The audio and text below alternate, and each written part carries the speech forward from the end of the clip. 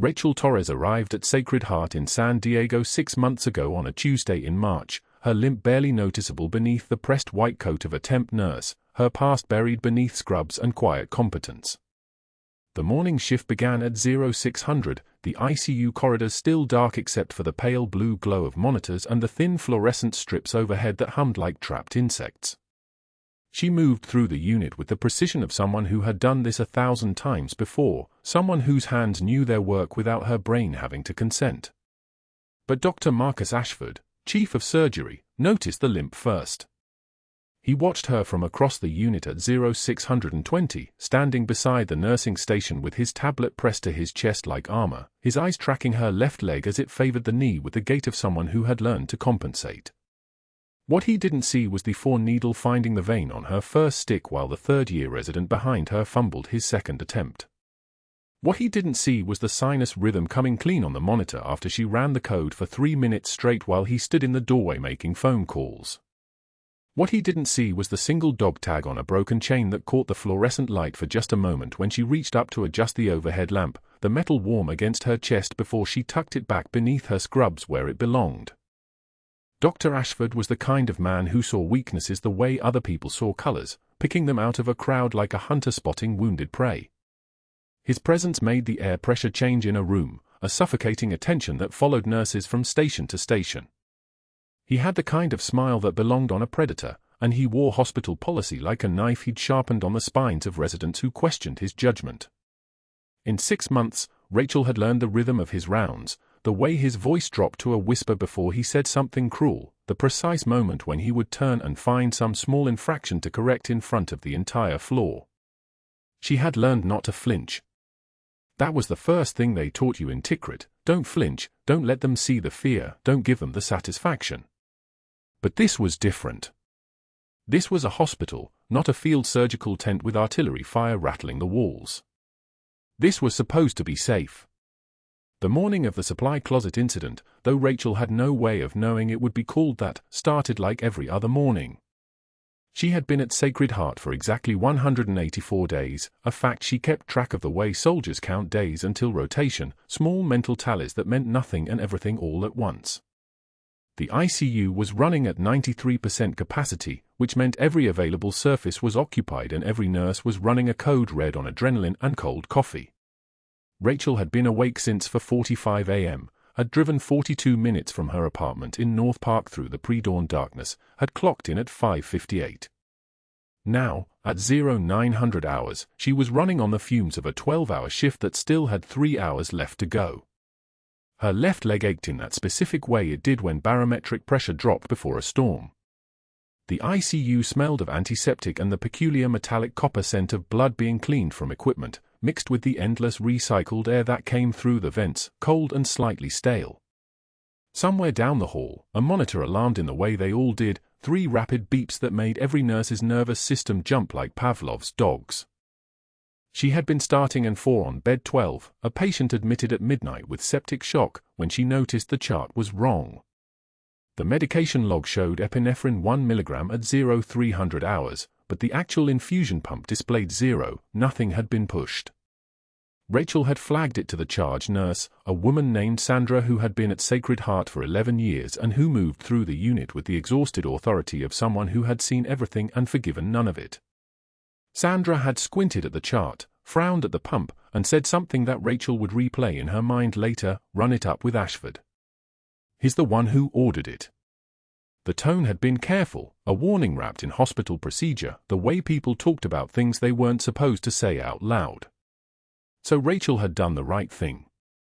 She had gone to the supply closet on the 3rd floor, where the controlled substances were kept and where the hospital system had a wireless connection because nothing in medicine made sense, and she had pulled up the medication administration record to trace the discrepancy. That was when she saw it. The timestamp was wrong. The digital signature was Dr. Ashford's, but the medication had been deleted from the computer system and then re-entered with a different timestamp, one that pushed it outside the window of the patient's cardiac arrest. Rachel's hands went still. Her eyes stopped moving across the screen. For a moment, the only sound in the supply closet was the ventilation system pushing cold air through the vents and the distant beeping of a dozen monitors in the ward beyond. She was still staring at the screen when the door opened. Dr. Ashford filled the doorway the way darkness fills a room when you turn off the lights, not gradually, but completely, all at once. He was tall, 6'2", with the kind of posture that belonged to men who had never been told to sit down, and his eyes moved from her face to the tablet screen in her hands with the speed of a predator registering a threat. His hand shot out and gripped the door frame, blocking her exit. There were 17 inches between his arm and her body, a distance that felt like it was shrinking. "Interesting place to do research, Torres." His voice sounded like a tank idling in a garage, steady and terrible. He didn't move closer, which was somehow worse than if he had. "Most people clock out before they start accessing my prescriptions." Rachel's jaw tightened. She did not look away. She did not step backward. In Tikrit, she had learned that the moment you showed fear, the moment you let your breathing become visible, was the moment you stopped being a doctor and started being a victim. She set the tablet down on the supply shelf with the care of someone placing a bomb. The medication log didn't match the pump. Her voice was steady as a surgical laser. 40 milligrams of epi listed in the system. Nothing in the actual infusion. "I see."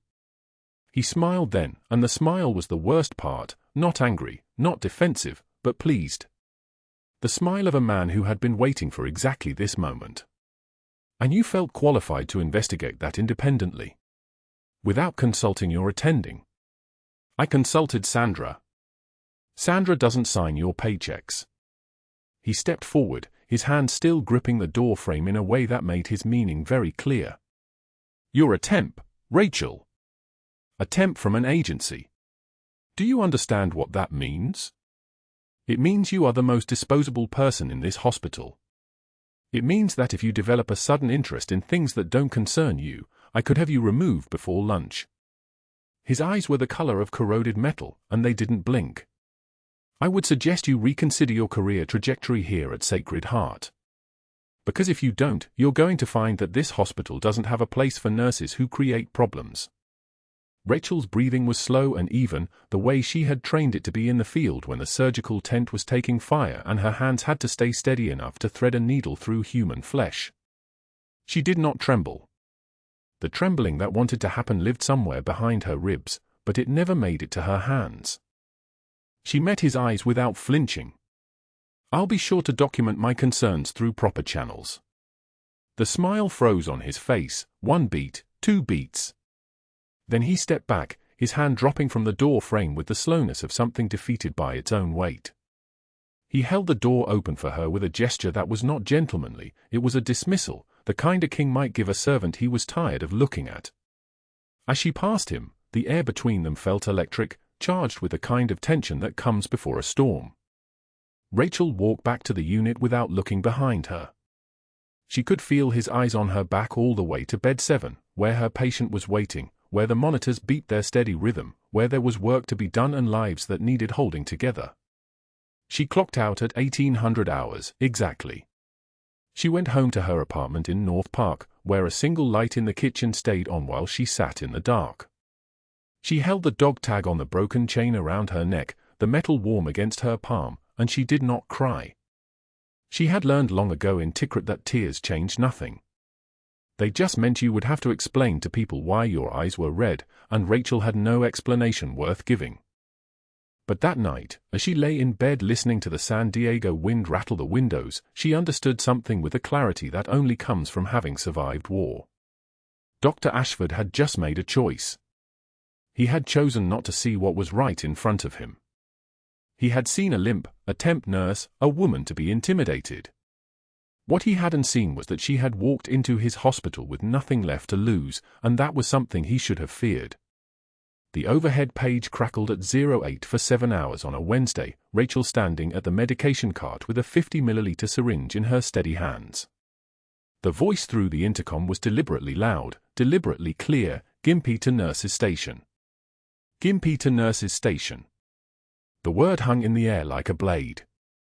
The entire third floor turned to stare. Nurse Peterson's coffee cup froze halfway to her lips. Dr. Martinez looked away. A resident's jaw tightened.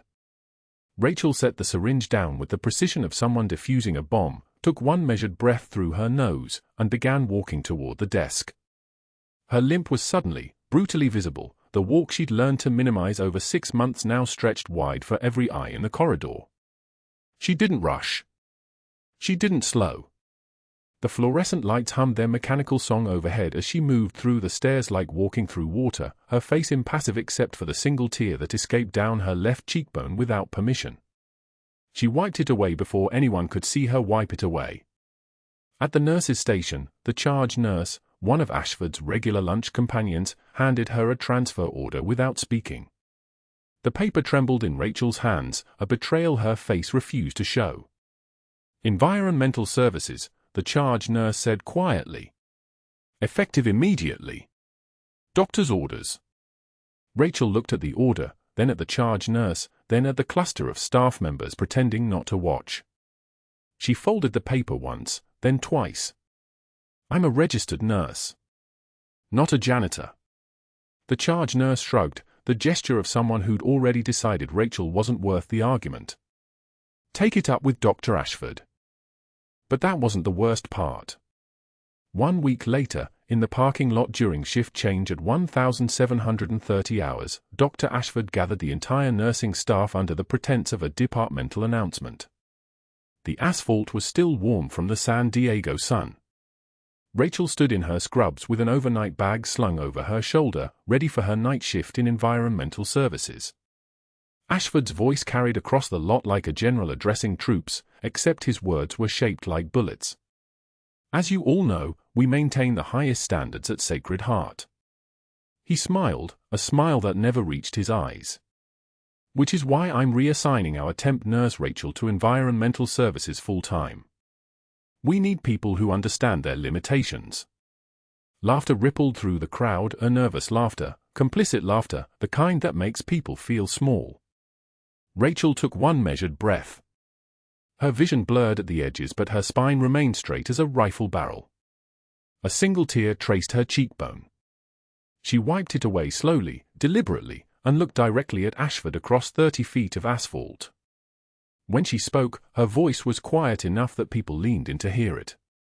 "My limitations aren't what you think they are, Doctor." His face darkened, mottled red spreading up his neck like a stain. "We'll see about that." He turned away, the dismissal complete, the humiliation public, the message delivered to everyone: this woman had no power here. Rachel stood motionless for 3 seconds. Then she turned and walked toward the service entrance, her limp pronounced now, no longer fighting it, the overnight bag heavy against her ribs. The supply closet was on the 3rd floor, where cleaning supplies lived in industrial-sized bottles that smelled like bleach and ammonia and surrender. Rachel was restocking the mop bucket at 2,300 hours when the door opened behind her without warning. Ashford stepped inside and closed the door with the deliberate quiet of someone making a point. His presence filled the narrow space like smoke, like something that displaced the air itself. He leaned against the door. "You're becoming a problem." His voice was conversational, almost friendly. "A problem I need to solve." Rachel didn't turn around. She continued loading supplies into the metal cart with movements that belonged to someone trained in precision under pressure. Methodical. Unhurried. "I'm doing the job you assigned me, Doctor." "That's not the problem." He moved closer.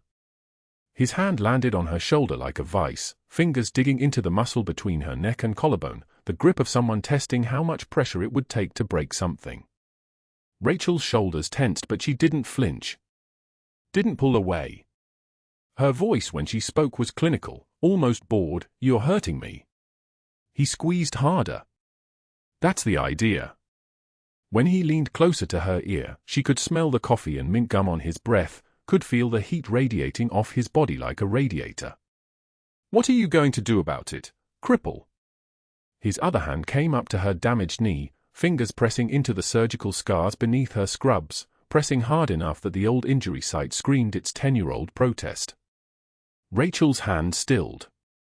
Her breathing slowed. And in that moment, something shifted behind her eyes, a door opening onto a room most people never see. When she spoke, her voice dropped an octave. It was no longer the voice of a temp nurse being bullied in a supply closet.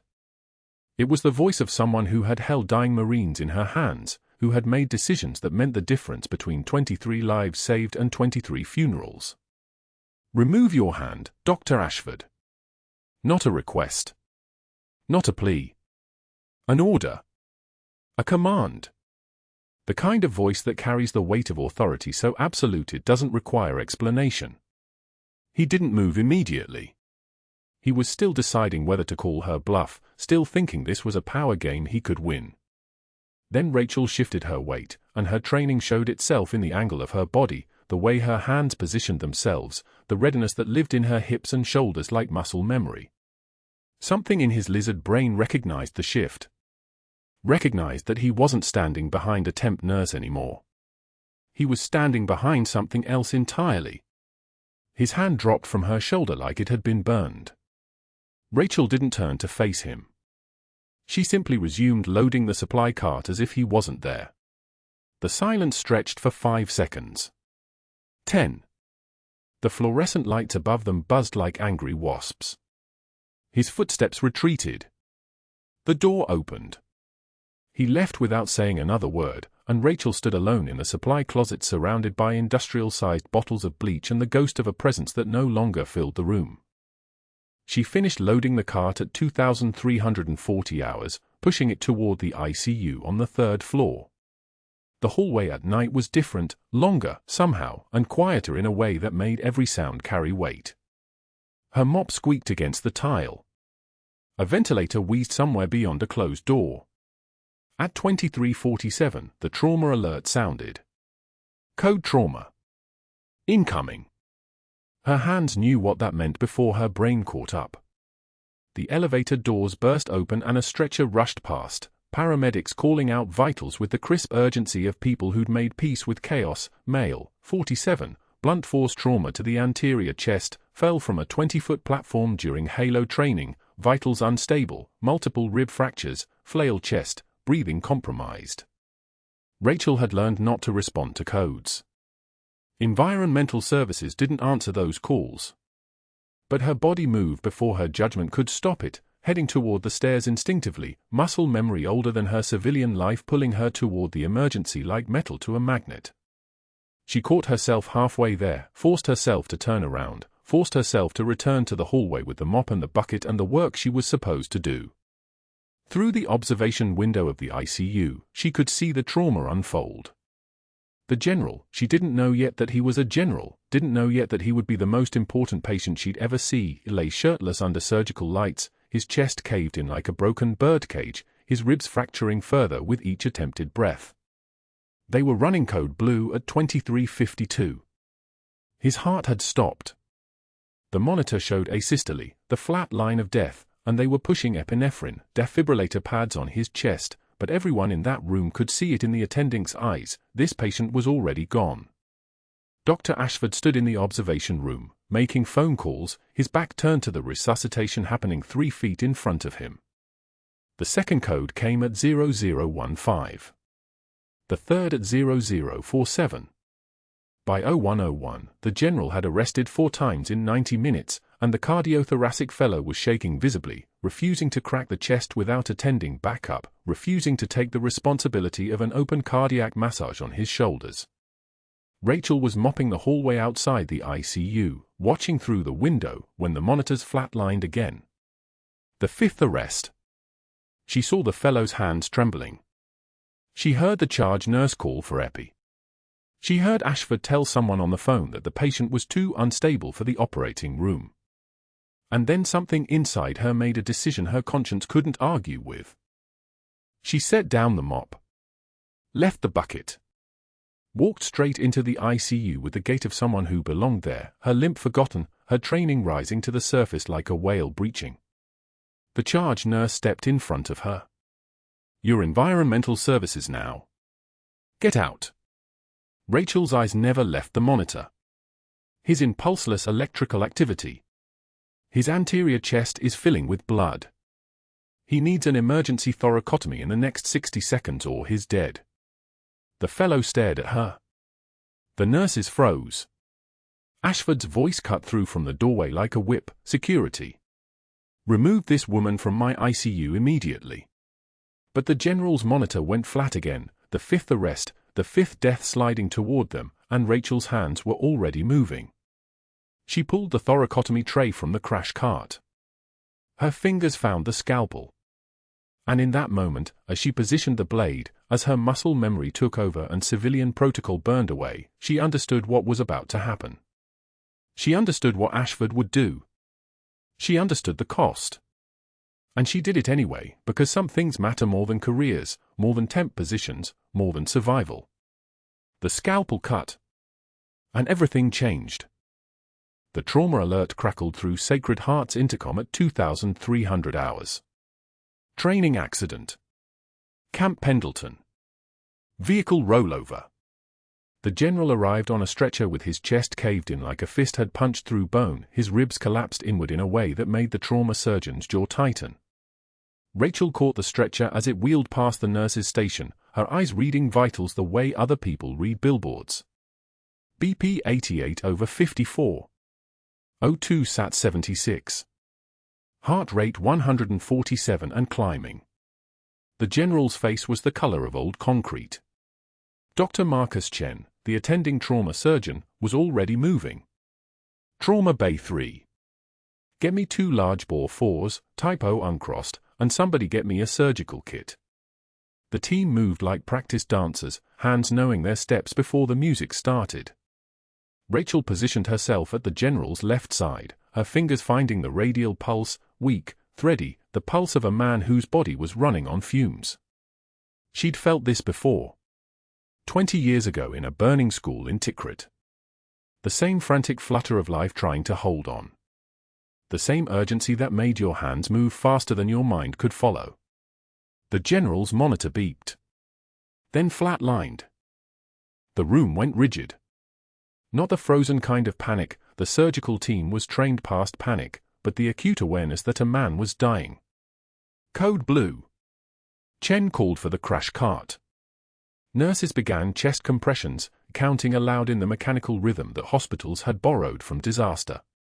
1, 2, 3, 4. The general's body bounced with each compression. His ribs were already compromised. Rachel watched the monitor as it traced the flat line across the screen like a cardiogram of despair. 2 minutes of compressions. 3. The general's pupils were fixed and dilated, his skin taking on the waxy pallor that came just before the body decided it was finished. "We need to open his chest," Rachel said quietly. Dr. Chen didn't look up from the monitor. "I need cardiothoracic backup before we go that invasive. Those ribs are shattered. If we crack his chest, we're committing to surgery, and we need the specialists standing by. He won't survive long enough for the specialists. Then we call them now and we call them urgent." Chen's voice was steady, practiced, the voice of a man who had learned to make impossible decisions. He turned to the charge nurse. "Get me the cardiothoracic attending on the phone. Tell them code blue, blunt force trauma to the chest, possible cardiac tamponade. And somebody call security. We need." But the general's monitor flatlined again. The compressions resumed. For minutes now. 5.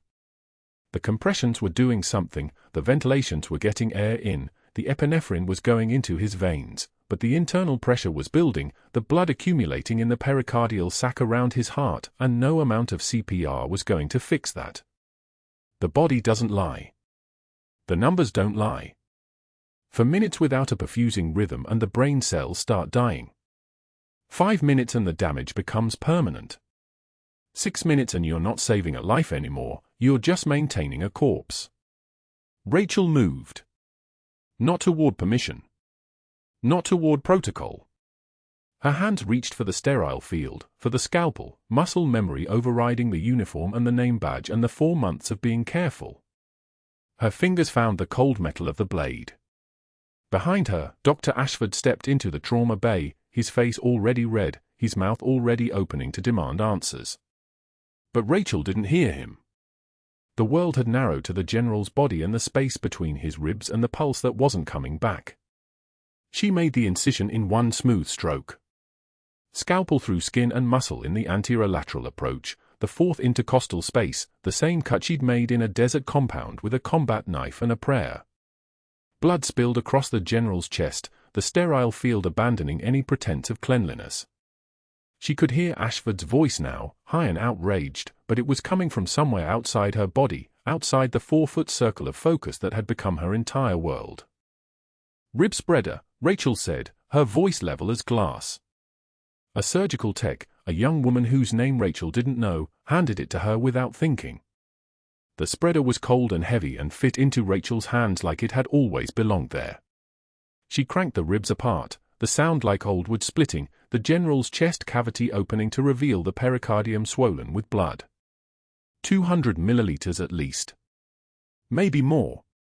The heart itself was barely beating, compressed under the weight of all that pooled blood. Rachel's fingers found the pericardium. Her scalpel opened it with precision, and the blood spilled out like a pressure release valve finally giving way. The monitor beeped once. The needle jumped. Then it found a rhythm, weak, but a rhythm. Sinus. Real.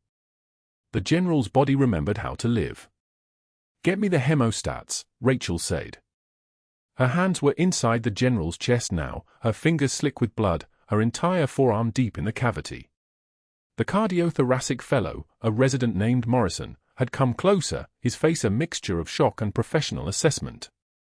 Rachel found the bleeding vessel with the same certainty she'd found it in other chests, other wars, other moments when everything reduced itself to the simplest equation: stop the bleeding or watch them die. She clamped it. One hemostat. Then another. The blood flow slowed. The monitor beeped steadier. BP climbed from 40 systolic to 60 to 75.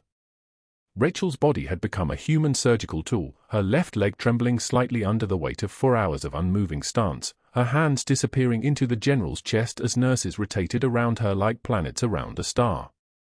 Someone wiped sweat from her forehead. Someone adjusted her stance when her hip began to shift. Someone murmured, "Jesus Christ, how long can she hold that?"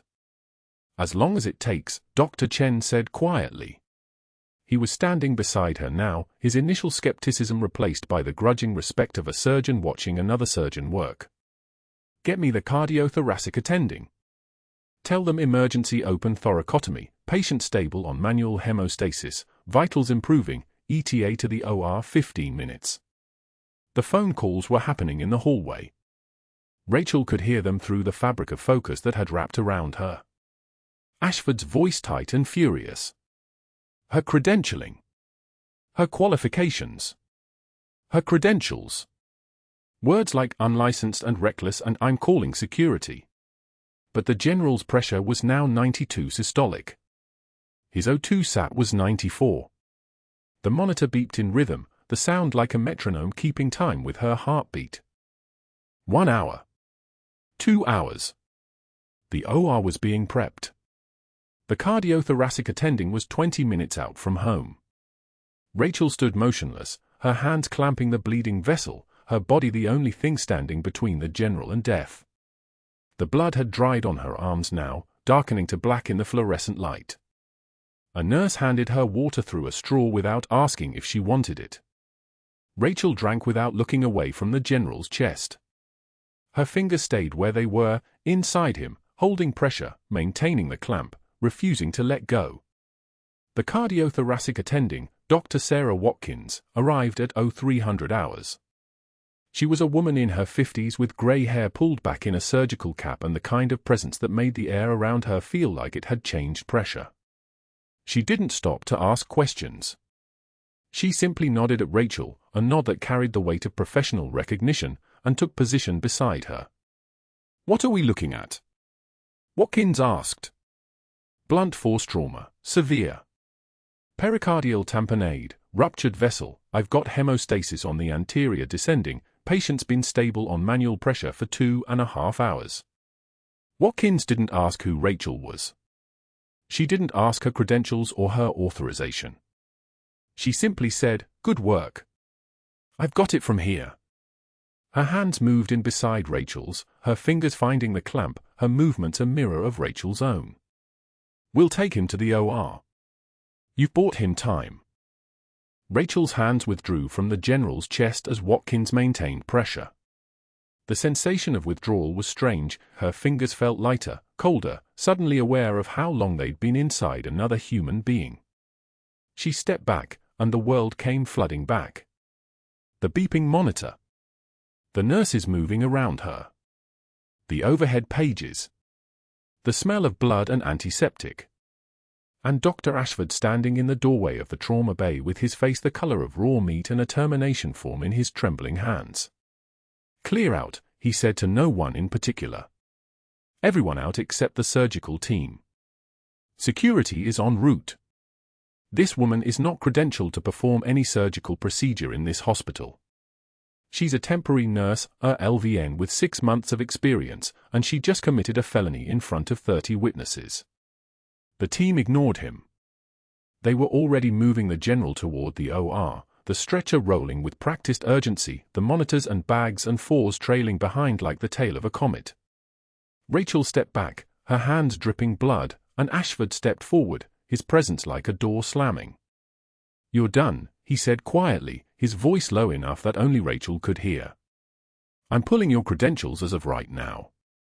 Security is clearing your locker. You have 20 minutes to leave this hospital or you're under arrest for trespassing. I've called the nursing board. I've called credentialing. I've called the state attorney general." His teeth were bared like an animal that had been backed into a corner. "You have no idea what you've just done to your career." Rachel didn't speak. She simply walked to the surgical sink and turned on the water, watching the general's blood spiral down the drain in ribbons of red and pink. The water ran hot, then hotter, until her hands were pink and raw. She scrubbed beneath her nails where the blood had pooled, watching her reflection in the chrome sink. The face looking back at her was unfamiliar, not the careful temp nurse who had worked quietly for 6 months, but someone harder, someone who had worn a different uniform in a different desert, someone who had made peace with becoming the thing that kept people alive. Behind her, security guards were already in the hallway. She could hear the radio static. She could hear Ashford's voice giving them her description, her location, his hand making a gesture like he was brushing away garbage. Rachel dried her hands on the surgical towel, hospital property now, everything here hospital property, and turned to face them. She didn't run. She didn't argue. She simply walked out of the surgical floor toward the elevators, her badge still hanging around her neck, her blood-stained scrubs marking her like a soldier in a war zone. By the time she reached the parking lot, the rain had started, a soft drizzle that turned the asphalt into a mirror of reflected light. Her apartment key was at her locker. Her jacket was at her locker. Her phone charger and her water bottle and the photograph of her unit in Tikrit, the one still alive, the one still breathing, the one she'd pulled from burning buildings, all of it waiting in a cardboard box by the employee entrance. Security had already cleared it. She could see the box sitting on the bench, rain beginning to spot the cardboard. Rachel picked it up and walked to the bus stop 3 blocks away. The box was heavy, heavier than it should have been, and by the time she reached the shelter, her shoulders ached. She sat on the metal bench and pulled out the photograph. 5 people in desert camouflage, standing in front of a burning school building in Tikrit. She was on the left, her face younger, her eyes harder. The general was in the center, not a general then, just a 19-year-old Marine with a bleeding shoulder wound that she'd patched in a stolen moment while bullets came through the windows. She'd pulled him from that building. She'd carried him 70 meters under fire to the extraction point. She'd held pressure on his wound until the bird landed and the medics took over. That was 20 years ago. And tonight, she'd done it all over again. The rain kept falling. The bus was running late. Rachel sat with the cardboard box on her lap and the photograph in her hands, and she let the rain soak into her scrubs without moving. Pain was information. Suffering was just data. She had survived worse than Dr. Ashford's humiliation. She would survive this too. Dr. Ashford appeared in the ICU doorway exactly 17 minutes after Rachel's hands left the general's chest. His face was purple, not red, not flushed, but the specific shade of purple that comes from rage meeting humiliation. She was still scrubbing blood from beneath her nails at the sink, her movements methodical, when his voice cut through the recovery bay like broken glass. "What in God's name did you do?" Rachel didn't look up. The water ran warm over her knuckles, washing away what her training had left behind. Muscle memory, civilian protocol, and the absolute certainty that a man was dying had collided somewhere in her chest for hours ago, and the person who'd walked out of that operating space wasn't quite the same person who'd walked in. The chlorhexidine soap smelled like every field hospital she'd ever worked in. Like Fallujah. Like the moment before everything changed.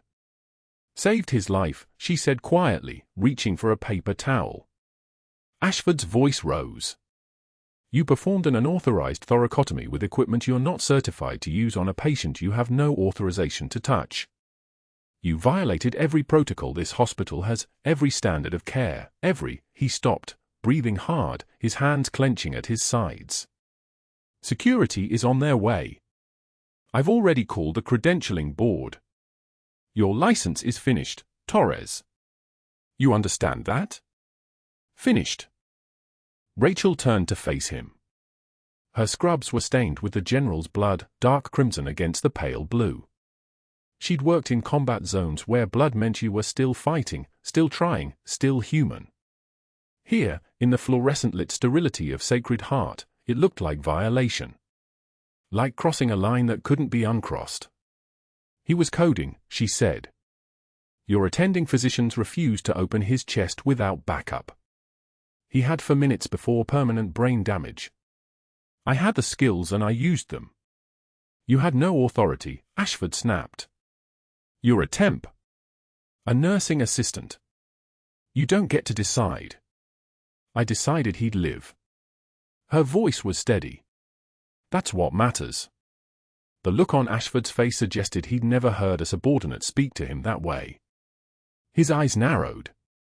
His jaw worked silently for 3 seconds, and then he turned and walked out without another word. Rachel knew what that silence meant. She'd heard it before, in different forms, on different continents, the quiet before escalation. She was right. Within 45 minutes, Ashford made the first call. The nursing director's office phone rang while Rachel was still in the ICU, checking the general's vitals, watching the monitors confirm what her hands had accomplished: steady sinus rhythm, oxygen saturation climbing, heart rate normalizing.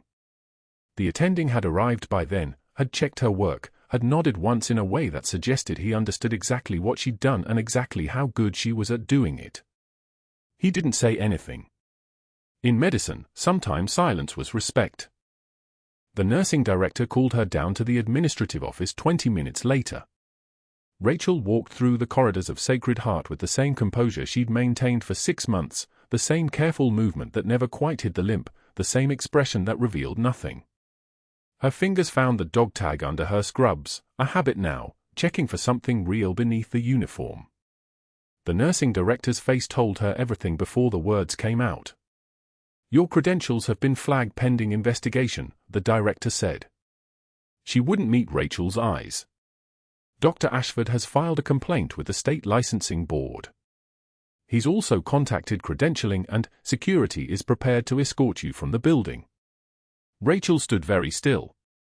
The office smelled like new carpet and someone else's coffee. A framed photo on the director's desk showed a woman with 3 children, all of them smiling in a way that suggested they'd never had to make choices that cost them everything.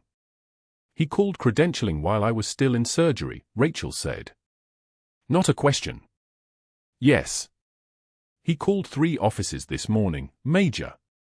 The State Board, our credentialing office, and hospital security. He's expediting a full investigation into unauthorized medical practice." The director swallowed hard. "Rachel, I don't understand what happened, but you know I can't protect you from this. If you performed a procedure without..." The patient was dying. "I understand that. But the paperwork, the liability, the protocol violations, Dr. Ashford is within his authority to initiate a credentialing review. Your temporary credentials are suspended effective immediately pending investigation." The words landed like rounds hitting body armor. Each one exactly where it was meant to go. Rachel had survived worse than this.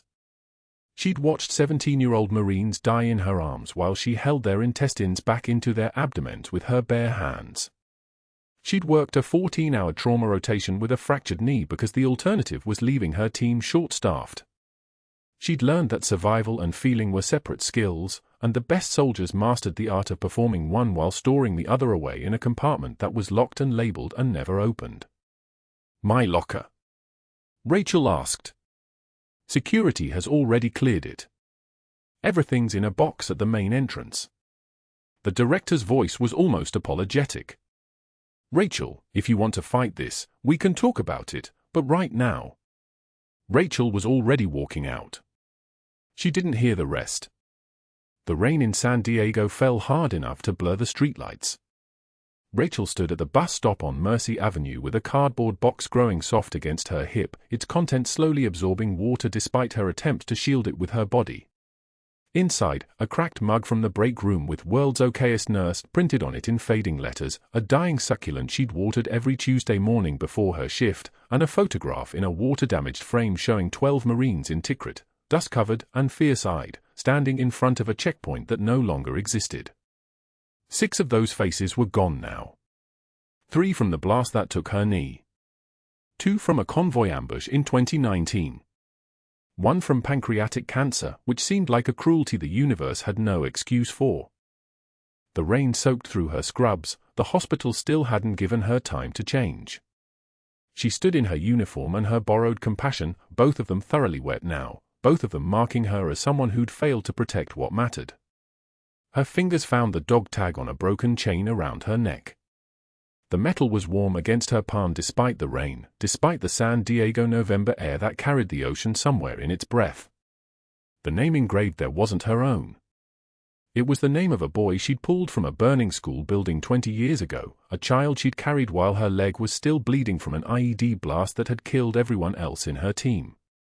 She'd kept his dog tag all these years. He'd kept his life. The bus pulled up its doors hissing open like a creature exhaling. Rachel lifted the box and stepped toward the entrance, her limp more pronounced now, 6 months of standing on her feet in ways that didn't account for the damage done to her knee, and the cartilage had started asking questions her body couldn't ignore. She paid her fare and found a seat near the back, the cardboard box settling against the window. Through the glass, Sacred Heart receded into the rain, its lights blazing against the darkness like a ship that had decided to sink anyway. Inside the hospital, in a recovery room on the 3rd floor, the Marine General opened his eyes for the first time in 18 hours. The monitors beside his bed sang their gentle beeping song, proof of function, confirmation of survival. His vision cleared gradually, the way anesthesia releases a mind in layers. Faces came into focus. Doctors. A woman in a suit. Men in uniforms. Dr. Ashford, standing near the foot of the bed with an expression of practiced concern that looked like it had been carefully rehearsed in a mirror. The general's throat was raw from the breathing tube, his chest wrapped in bandages that covered work that should have required a surgical team and 3 hours in an OR. His body knew what had happened. His brain was still catching up. He tried to speak. Nothing came out the first time. The second time, his voice emerged as a whisper, damaged and rough but unmistakably commanding. "Where is she?" The CEO, who'd been reviewing his chart, leaned closer. "Who, General? Where is who?" "The one who, the surgery." He swallowed hard. "Reaper. I need to see Reaper." The room went so quiet you could hear the fluorescent lights hum. The CEO's eyes moved across the faces of the doctors surrounding the bed, each expression reflecting confusion. She turned back to the general. "We don't have anyone by that name, General. You're still coming out of anesthesia. You." "Rachel Torres." His voice was stronger now, cutting through the fog. "Major Rachel Torres." "Where is she?" Dr. Ashford stepped forward smoothly. "General, I understand you're disoriented. We have an excellent surgical team here at Sacred Heart. Dr. Morrison led your care, and I personally oversaw. I said, Major Torres. The general's eyes found him and locked on with the intensity of someone who'd been trained to see through civilian politeness to the lie underneath. Tell me where she is. The CEO exchanged a glance with the hospital's chief medical officer, then opened the general's admission file. Her eyes moved down the intake notes, down past the trauma history, down to the section marked patient narrative. What she found there made her hands begin to tremble. General, I need to ask you something. You keep requesting Major Rachel Torres. Do you know her? Tikrit, the general said. 2004, school burning.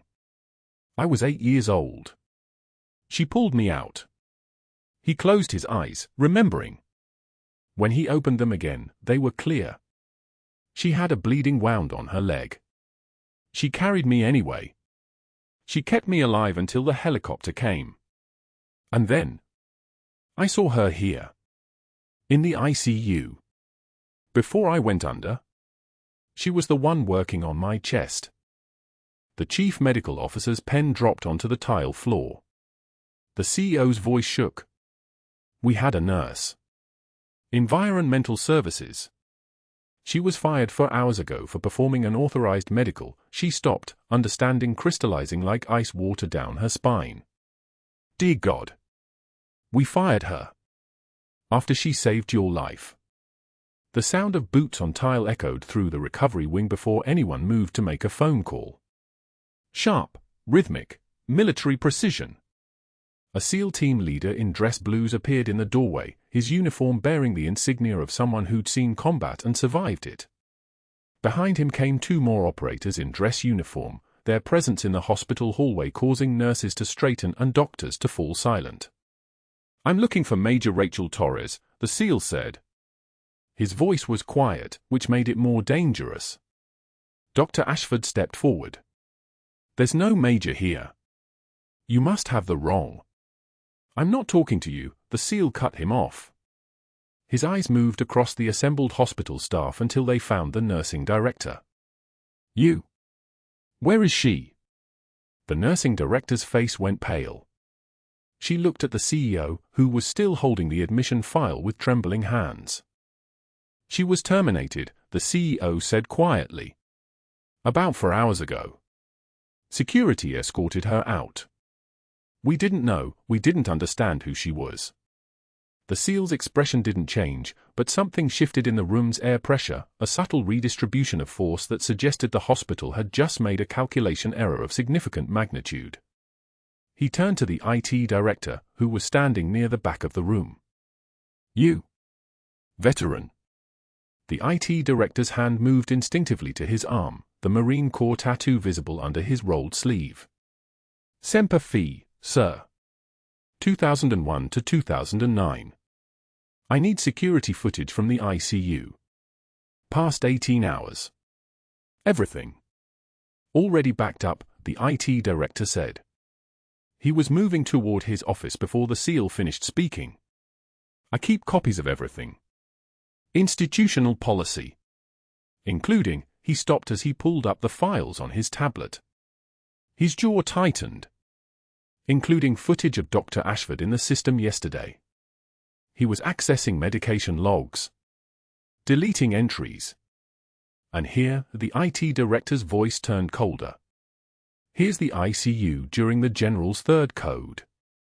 Patient hemorrhaging out. Ashford is in the doorway. Watching. Not moving.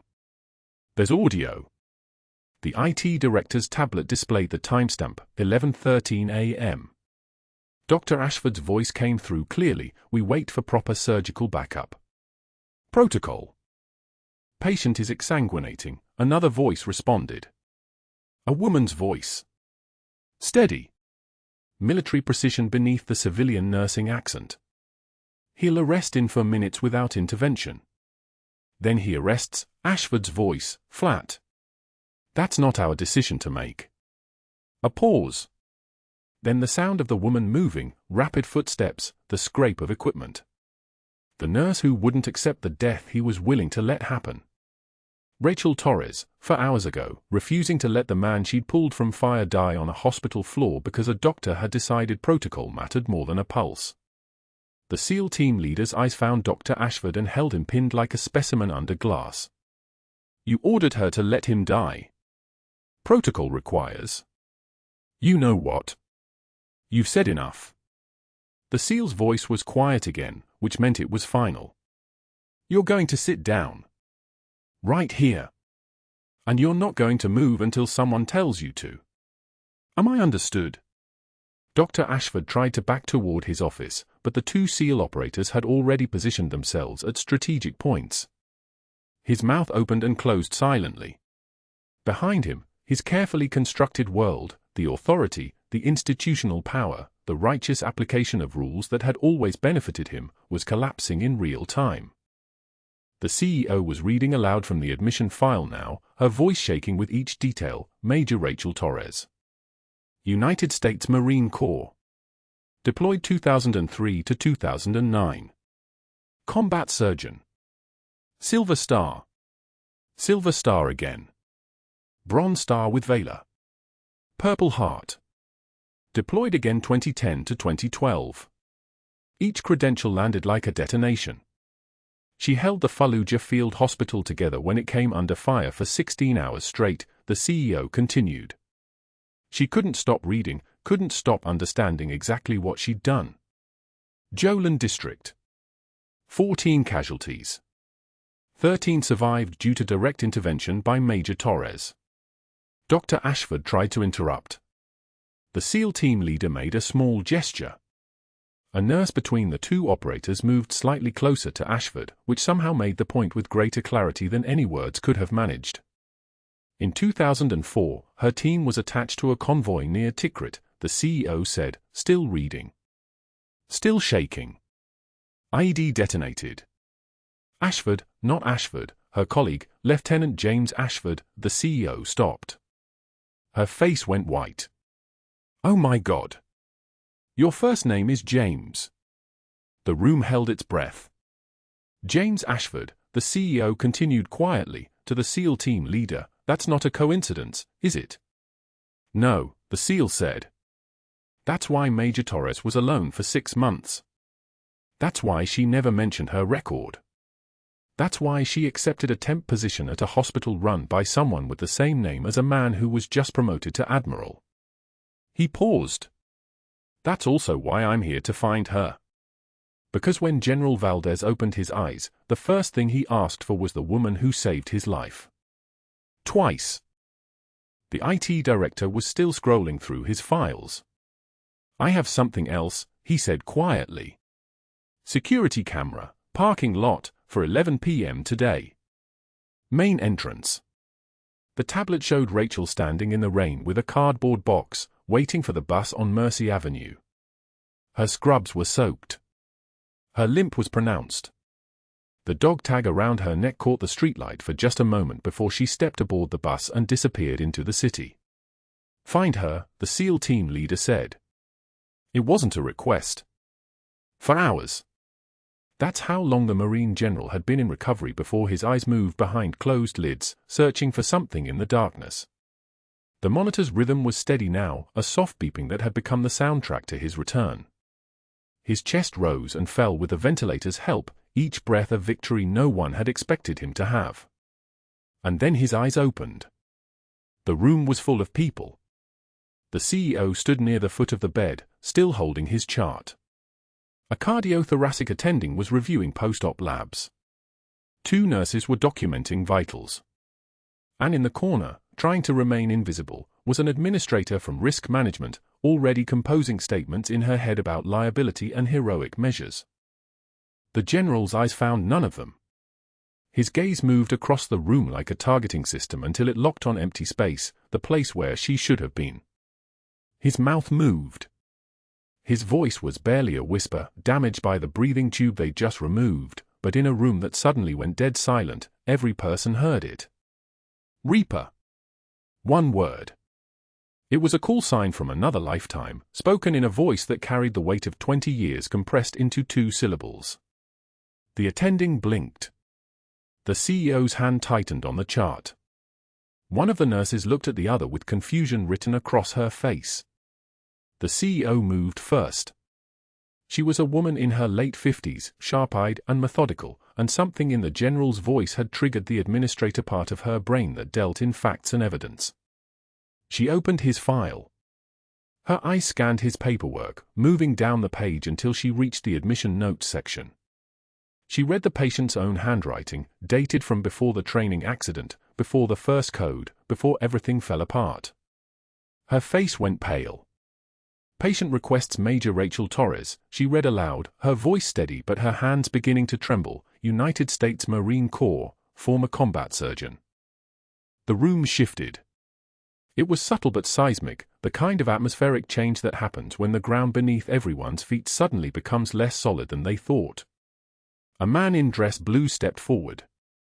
His uniform was immaculate, his bearing the kind of rigid composure that comes from command authority, and the insignia on his collar marked him as a SEAL team leader. His voice cut through the silence like a blade through water. Major Torres holds 2 silver stars. He paused, letting that sink in. Bronze star with Valor. Another pause. The attending was looking for a chair. Purple heart. Twice. The administrator stopped breathing. She saved 16 lives under fire in Tikrit before an IED took her knee. That's the woman who performed the emergency thoracotomy on General Morrison without authorization, without surgical backup, and without hesitation. Dr. Ashford's face had gone the color of old paper. He'd been standing near the doorway, still expecting congratulations for surviving the day, still operating under the assumption that Rachel's termination had been the end of the story. But stories this shape don't end when you fire the hero. They end when the world finds out who the hero was. He tried to back toward his office. His voice came out strangled, fractured. Hospital protocol. I was following hospital protocol, she violated every regulation. His hand reached for the doorframe as if it could anchor him to something solid, but the room had tilted and he was sliding off the edge. The IT director appeared in the doorway. He was a man in his 40s with the bearing of someone who'd served, probably Marine Corps himself, and he was holding a tablet like it was a live grenade. I backed up the security footage, he said quietly. All of it. Every hour from the past 4 months. He turned the tablet so everyone could see. The screen flickered to life with grainy footage, Dr. Ashford in the supply closet, his hand blocking the door, his smile cold. Then another clip, the overhead page happening in real time, Ashford standing in the hallway with satisfaction written across his face like a signature. Another clip, him making phone calls while Rachel's hands were inside a patient's chest, his mouth moving in words that the IT director had already had the audio department enhance and verify, get rid of her. I don't care how. And then the database footage. Timestamp after timestamp showing Ashford accessing the medication system at 3 a.m., changing dosages, deleting entries, covering his tracks with the methodical precision of someone who'd been doing this for years. The attending looked at the CEO. The CEO looked at the IT director. And Dr. Ashford looked at nothing at all, because his entire world had become translucent. 3 times the ordered insulin dose, the IT director said, his voice still quiet but now carrying the weight of an accusation. 6 weeks ago. The nurse reported the correct dose. He altered the record to show she'd made the error. She was fired 3 days later. The silence was so thick you could operate in it.